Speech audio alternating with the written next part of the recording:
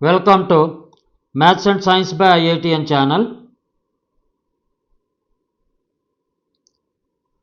I had promised in the beginning that for solving the improper integrals I will give a good theorem which is called as the residue theorem from complex integrals. Now complex integrals are done as usual of the regular integrals. Complex integral, I want to show a good shortcut for you to solve very difficult improper integrals in minutes. Theorem, very important theorem. It is out of your syllabus, but still I am telling you so that it will be useful to you in solving many integral problems. Not only for the examination point of view, in future also when you become a good engineer or a good scientist, while solving the integral problems, you can use this residue theorem. Residue theorem states, ultimately what is integration?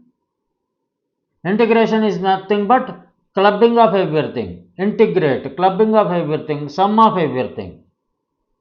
If I want an integral of this particular function, there will be some areas where function is not defined. There are some areas. Here if you see 1 by 1 plus x to the power of 4 not defined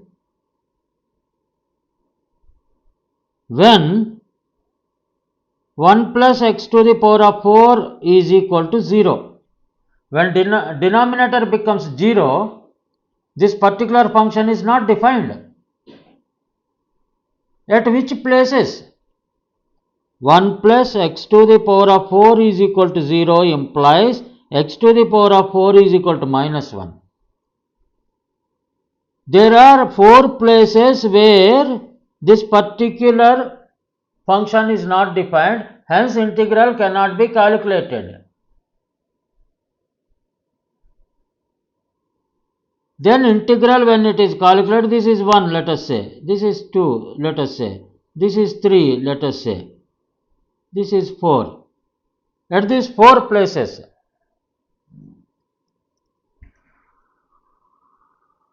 the integral is not defined. Denominator is 0. And whenever you calculate the integral, what happens? Some residues are left over here. They are called residues. Residue 1, residue 2, residue 3. Please understand it. Residue 4. These residues will interrupt you for calculating the integral. It will not allow you to calculate the integral in regular means. Then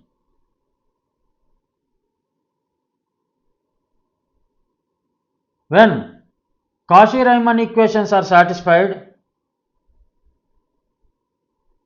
and it's a continuous one, then integral should be defined. But there is a restriction for integrals to get defined at the residual places. In that case, there is one theorem called, in complex numbers, there is one theorem called residue theorem. I am not going into deep details of the residue theorem because it is not in your syllabus. I am giving the outline so that you can apply it. I am only looking at the application of the residue theorem.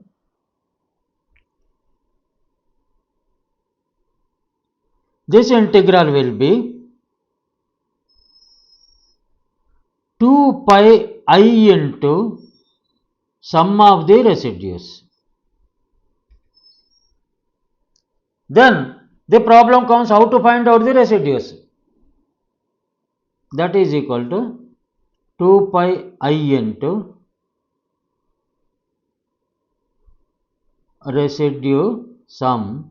In this particular case, it becomes 1 by 1 plus x to the power of 4 minus infinity to plus infinity dx is equal to 2 pi I into residue at point 1 plus residue at point 2 plus residue at point 3 plus residue at point 4.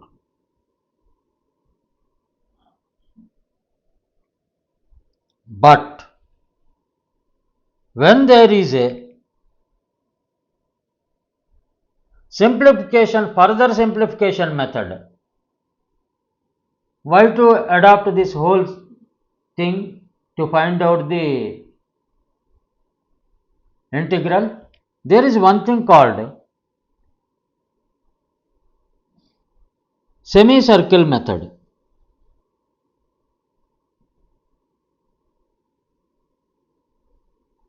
In the semicircle method,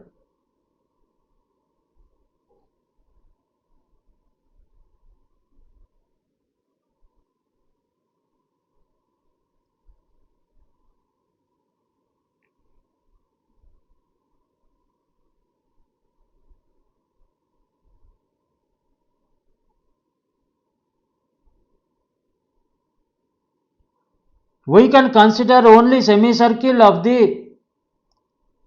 semicircle portion of the integral shape, that function, rather than the whole shape. And in the semicircle method, if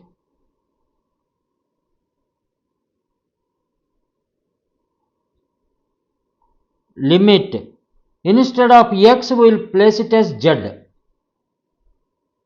X is used in real numbers, we will call it in complex analysis, we will call it as z.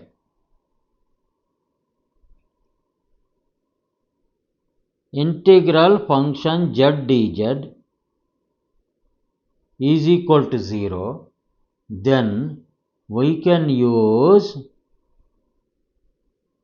the singularities of semicircle only to find out the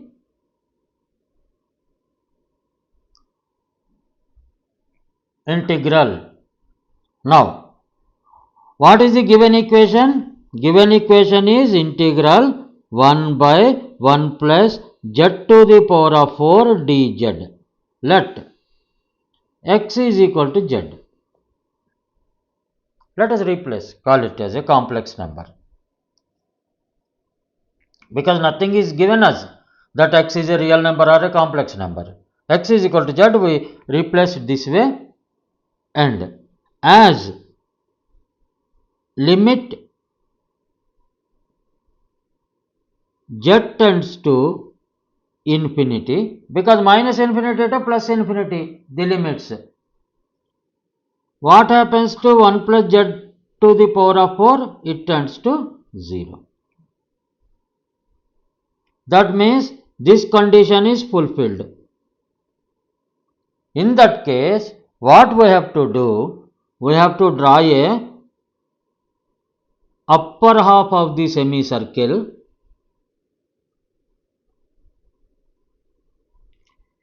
Within that upper half of the semicircle, it is minus infinity to plus infinity. We have to find the singular points. Are you able to understand me? Instead of finding the singular points on the whole circle, we are finding only singular points on the upper circle, because 1 by 1 plus z to the power of 4, when z tends to infinity, it is going to be 0. Hence, we are applying that rule. Now, semicircle rule, when you apply and find out sum of the residues in the semicircle region, then we will be able to find out the integral. Now, first of all, what are the singularities? Here, z, we will call it as z only. Z to the power of 4 is equal to 0. That implies z to the power of 4 is equal to minus 1.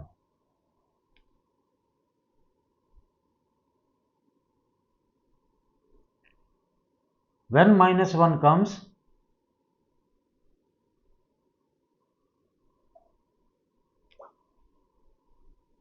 minus 1 is equal to e to, please recollect, e to the power of I pi, because e to the power of I pi is cos pi plus I into sin pi, which is Euler theorem, that is equal to cos pi plus 0, that is equal to minus 1. That means z to the power of 4 is equal to e to the power of I pi. Do you agree? Minus 1 is I pi. This is equal to e to the power of I pi. Then what is the value of z? Singularity? E to the power of I pi by 4. This is one number. We want 4 roots. Then this can be written as minus 1 because it gets repeated on the circle. It's a circular. E to the power of I pi can be written as e to the power of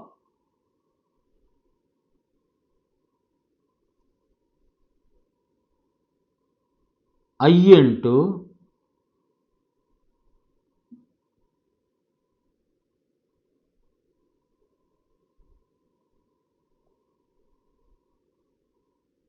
because it gets repeated every 2 pi times. 2n plus 1 pi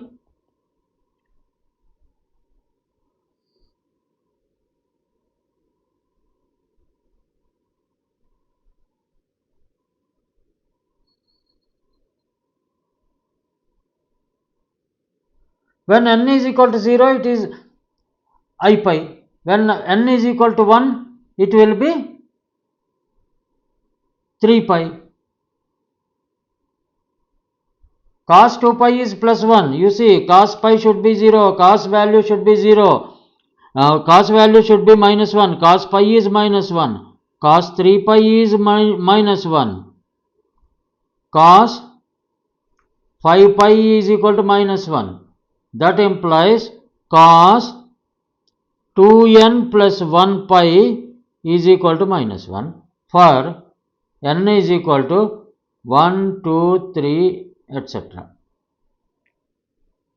Now, z to the power of 4 plus 1 is equal to 0 yields z to the power of 4 is equal to minus 1, that yields z to the power of 4 has a solution as 2n plus 1 pi. When z to the power of 4 is equal to I into 2n plus 1 pi, then what are the 4 z values? Z is equal to e to the power of I into 2n plus 1 pi divided by 4. You just see the beautiful definitions which I have given in the last 15 lectures. Now they are useful. Apply them. Now what are the 4 roots?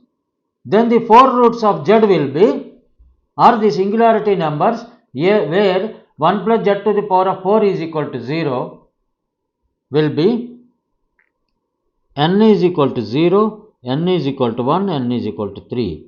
That implies z1 is equal to I pi by 4, z2 is equal to, you put n is equal to 1 here. What happens? I 3 pi by 4, z3 is equal to e to the power of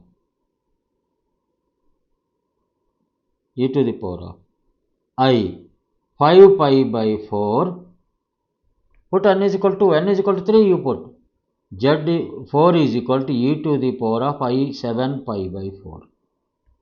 Now, on a unit circle, can you show them? It's almost becoming the recap of whatever you have learned. On a unit circle, e to the power of pi by 4, e to the power of 3 pi by 4, pi by 4 is the argument. This is one point, This is another point. This is pi by 4. This is 3 pi by 4. This is 5 pi by 4. This is 7 pi by 4. But there are residues 1, 2, 3, 4. Some residues are there. But as per our semicircle theorem, 1 by 1 plus z to the power of 4 is equal to 0 when z tends to infinity. Hence, we need not consider the whole circle, we will consider only semicircle and find the residue values. We will draw the semicircle like this.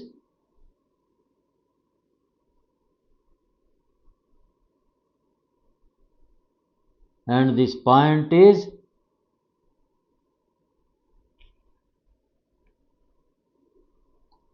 pi by 4. This point is 3 pi by 4. Now,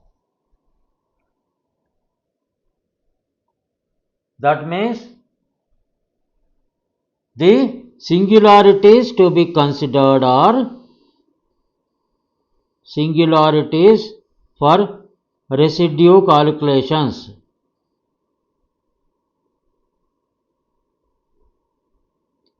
Or one is I pi by 4 and another is I 3 pi by 4. We need not consider the negative portion of the circle, only positive portion of the circle because of this. Because of 1 by 1 plus z to the power of 4 tends to 0 when z tends to infinity. For residue calculations are I pi by 4 and I 3 pi by 4. Now the question comes, we have found the singularities. Now the question comes, how to find the residue?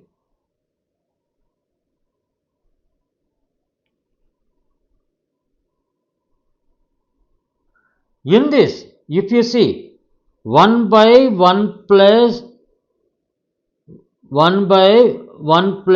z to the power of 4 is equal to, let me say, a psi z and it is phi z. A number 1 can be called as a function of z. Yes, that psi z and it is phi z. 1 plus z to the power of 4 is a phi z.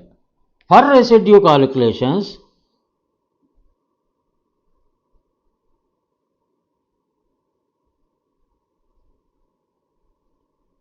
we differentiate the phi z and we keep the psi z like that. Residues are psi z divided by phi dash z. What is psi z? Psi z is 1. What is phi dash z?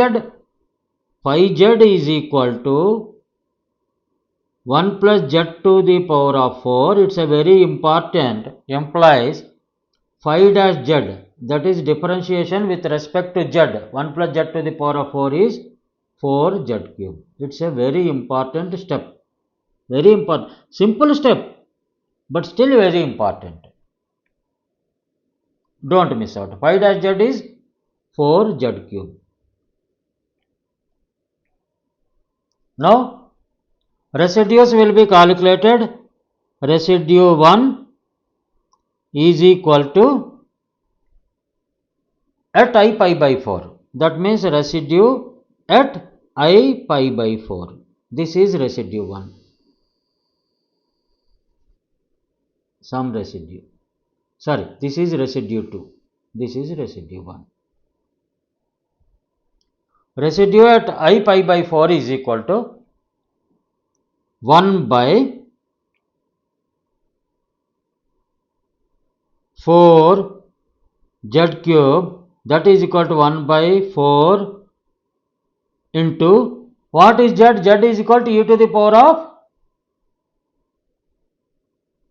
z1 is equal to e to the power of I pi by 4. Z cube will be whole cube. That is equal to 1 by 4 into e to the power of I into 3 pi by 4. That means what is the residual value I got? Residue 1 is equal to 1 by 4 into e to the power of I 3 by 4. Now what is residue 2? Second residue 1 by 4 into z cube, z2 cube. That is equal to 1 by 4 into, what is z2 value? We have calculated here. z2 is e to the power of I 3 pi by 4. E to the power of I 3 pi by 4 whole cube. That is equal to 1 by 4 into e to the power of I 9 pi by 4. Do you agree?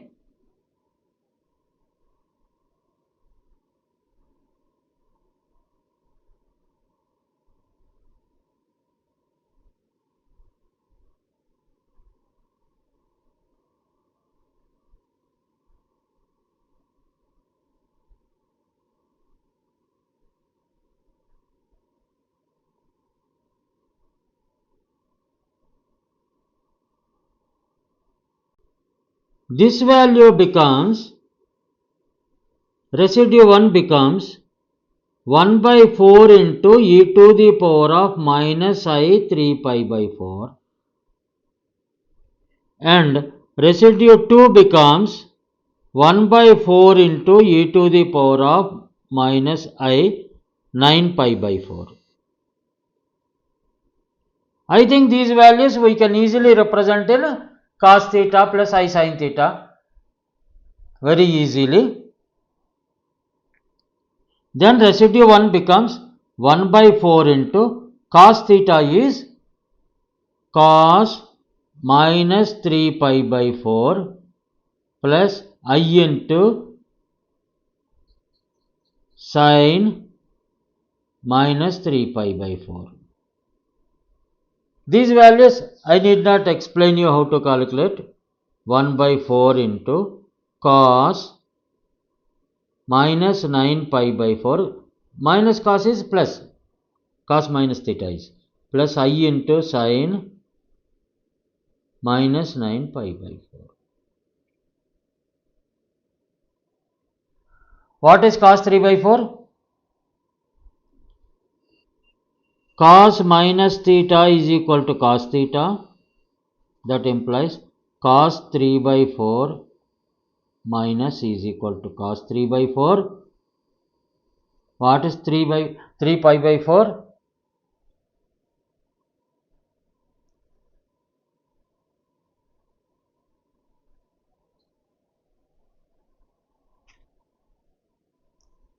Cos pi by 4 is,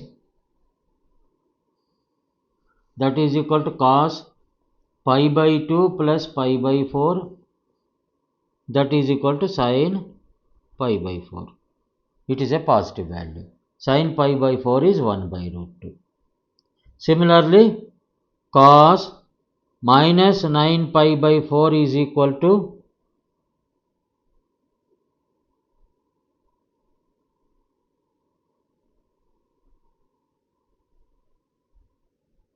how much it is?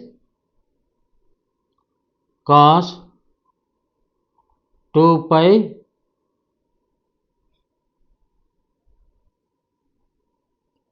minus 2 pi minus pi by 4, that is equal to cos minus theta is cos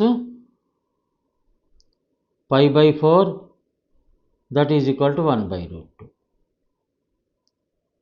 Similarly, sin values you calculate, the final value comes to be residue 1 plus residue 2 is equal to It's a very simple problem. Don't worry, these steps are routine steps. 1 by 4 into minus 1 by root 2 minus I into 1 by root 2 plus 1 by root 2 minus I into 1 by root 2.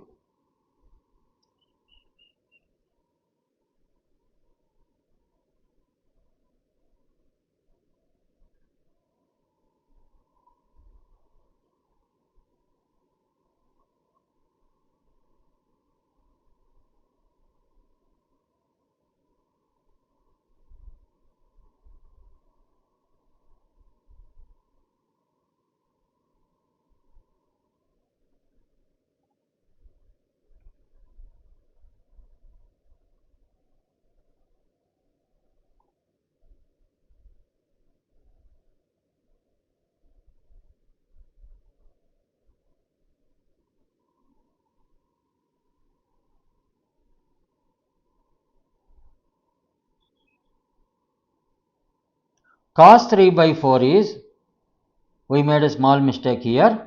Cos 3 by 4 is in the second quadrant, all silver teacups. Second quadrant, hence it is minus. It is minus. Okay. Hence, this value is minus 1 by root 2. Hence, we got this value. And we got this value. Now, residue 1 plus residue 2 is equal to 1 by 4 into minus 1 by root 2 plus 1 by root 2. They will vanish. Minus I into 1 by root 2.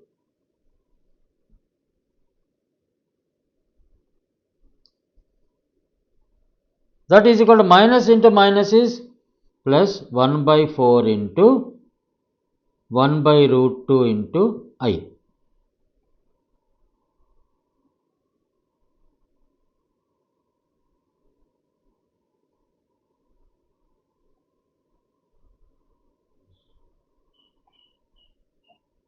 Is it correct? This is 2. This is not 1, this is 2. Because minus 1 by root 2 minus 1 by root 2, 2 times we are adding. That means 1 by 2 root 2I. Ultimately, I got the residue values as residue 1 plus residue 2 is equal to 1 by 2 root 2 into I. And as per my residue theorem, the total integral minus infinity to plus infinity 1 by 1 plus z to the power of 4 dz is equal to 2 pi I into sum of the residues. That is equal to 2 pi I into 1 by 2 root 2 into I.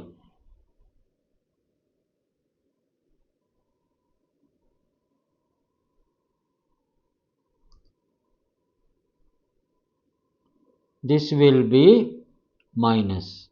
This will be minus because this is equal to sign. Then it is minus. Then it is minus. What happens? 2 gets cancelled. I into I becomes minus 1. Minus 1 into minus 1.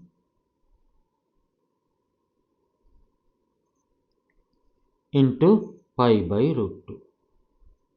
That means integral minus infinity to plus infinity 1 by 1 plus z to the power of 4 dz is equal to pi by root 2.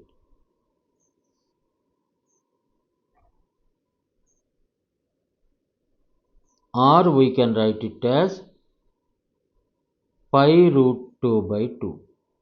This is the answer. I think you got the glimpse of residue theorem, uses of it. You can find out the residues orally also, take d by dx and calculate it. And the main problem comes where finding the residue values only and putting the values correctly, that is e to the power of I pi by 4, e to the power of 3 I pi by 4 and all these things. There comes little bit, we'll get slow down and we'll solve it. But ultimately the residue theorem speaks, and always try to use the, not always, I'll try to use to the maximum extent possible semicircle system. You just check up whether semicircle system is possible or not possible. Then you do it. And with this, I want to conclude this class and also complex numbers and complex analysis. Beyond this, I think for IIT Advanced JEE or JEE Mains, no more concepts are required, because almost all the concepts we have cleared, including the geometry and advanced geometry in the last class, and integration and differentiation you already know. It's a simple differentiation. Now, multiplication we have seen, straight lines we have seen, and also divisions we have seen. Addition we have seen, it is a vector addition, and subtraction we have seen. Everything we have seen. Parallelogram, parallel piped volume, parallelogram area, all these things we have seen. Now, with this I want to conclude complex numbers or complex analysis. If there are any additional problems or any issues come to you, you please comment on my channel. I will reply to you. Any doubts? And best of luck to everybody. Thank you for listening to me. Thank you for viewing my lecture. And with this complex numbers and complex analysis and vectors background, now we will move into the regular syllabus of JEE Mains and JEE Advanced, where algebra functions is going to take a major portion of it. Algebra functions, then we will move on to differentiation and integration. And wherever possible, whether we can fit in this residue theorem, let us see. Best of luck to everybody. Thank you for listening to me. Please subscribe to my channel. If there is a value addition, please share, subscribe to my channel, and my channel is Maths and Science by IITian. Residue theorem is a very important theorem. Please remember it. It's a simple one. If you practice 3 or 4 questions, then you will definitely understand the worth of this theorem and the speed with which you can solve the problems.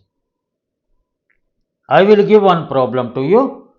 Please try to solve. Please try to solve it. Don't leave it. 0 to infinity integral cos ax by x square plus 1. This is also one of the most important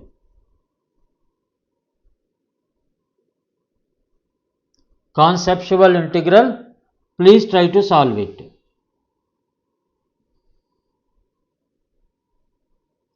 Once you solve it, then you will come to know the power of this particular residue theorem. It's a very good theorem. Please try to apply wherever you find that there is a difficulty in getting the through regular system, the integral value. You can use the residue theorem and you can obtain the values. It's a very simple theorem, not a very complicated, but very useful, like your Leibniz theorem for integrals. It is a simple theorem. Please don't neglect it. Please do it. Please solve this. And this type of problems you will get in many textbooks. You can see them and solve them. You can even put, instead of x square plus 1, you can say some bx square plus c. Put some values and try to solve. Apply the residue theorem and try to solve this type of